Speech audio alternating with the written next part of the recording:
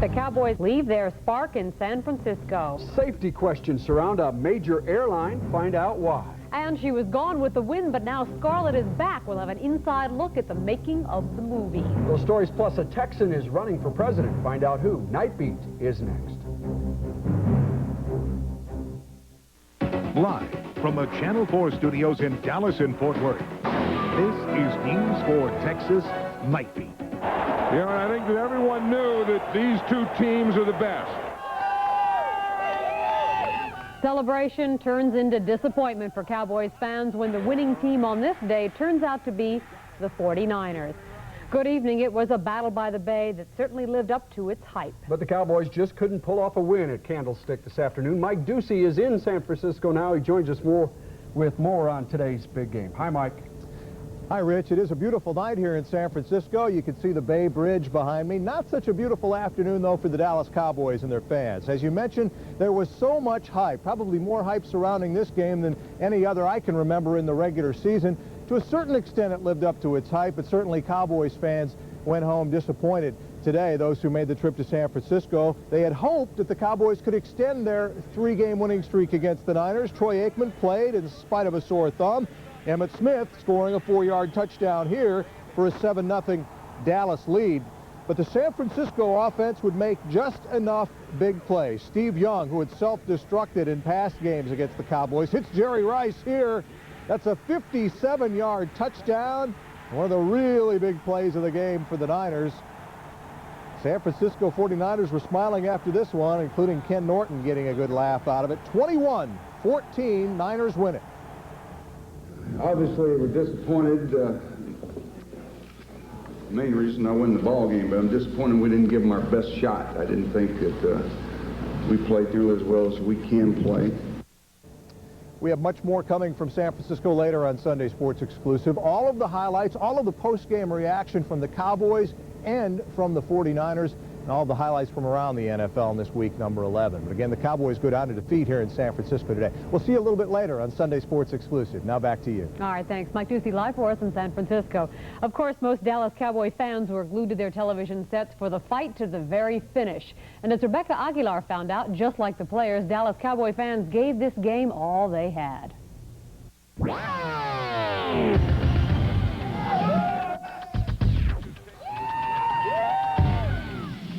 Somebody says that San Fran's going to win by 3. Cowboys! Joe Montana was bunked. Steve Young is bunked. San Francisco, hey, we need an earthquake to take care of this problem. You did not have to be in San Francisco to feel the Dallas Cowboys frenzy.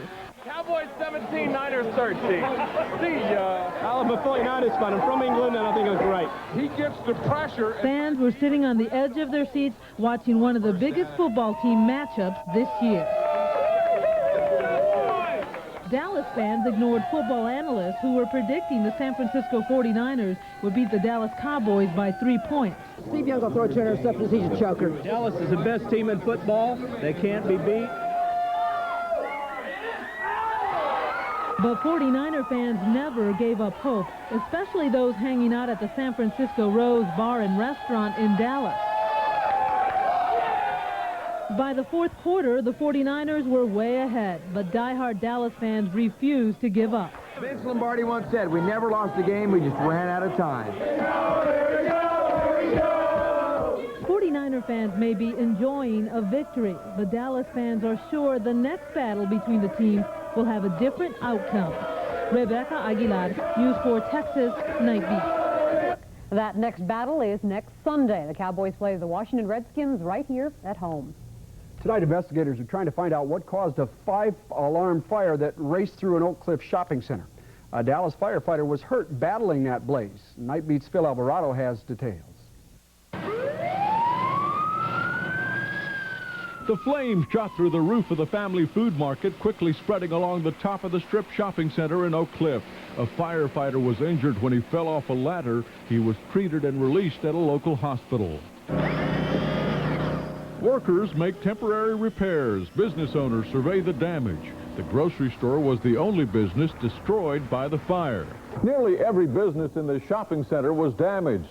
Many of the ones that were missed by the fire, like this barber shop, received heavy smoke and water damage. Starting over won't be easy. Give me a couple of days, I'll bounce back, as long as they don't condemn the shopping center no way soon, because it would really take a couple of months to gather everything up to take them somewhere else if I had to leave. This shopping center is an Oak Cliff landmark. Shop owners and many of their customers are longtime friends. Well, I'm glad it's no worse than it is. For you. It has been overwhelming to know that people really care about me more so than the store. But business owners say the reality is the fire could force all of these shops to relocate. In Dallas, Phil Alvarado, News 4 Texas Night Beat. Investigators know the fire started in the grocery store, but they say it may be tomorrow before they know what sparked the blaze. Sparks for the next presidential election are already flying tonight. A Texas senator, hot on the heels of Tuesday's Republican landslide, announces he is running for president. Phil Graham says that he will file the necessary papers by Tuesday, and he says he'll begin raising money in January and probably make a formal announcement in March. I believe if the American people endorsed the views and the leadership of any person who's been involved in the public policy debate in the last few years on Tuesday, they endorsed what I've been doing. Kansas Senator Bob Dole heads a long list of other possible GOP presidential candidates, including former Congressman Jack Kemp, former Vice President Dan Quayle, and former Defense Secretary Dick Cheney. A special tribute to veterans of the Korean War today in Dallas. Vets received a warm congratulations and thanks from the congregation of the Korean Presbyterian Church. Each veteran was honored with gifts and awards for their bravery and for their dedication to the people of Korea. A presidential tribute to soldiers of war tops tonight's look at the world in a minute. President Clinton visits the Philippines. He pays tribute to those who fought in World War II. After placing flowers on the soldiers' graves, the first couple flies on to Indonesia. Mr. Clinton's departure came not a moment too soon for Filipino protesters. Angry about the Clinton visit, demonstrators burn American flags as a symbol of their disgust over American influence in the Philippines.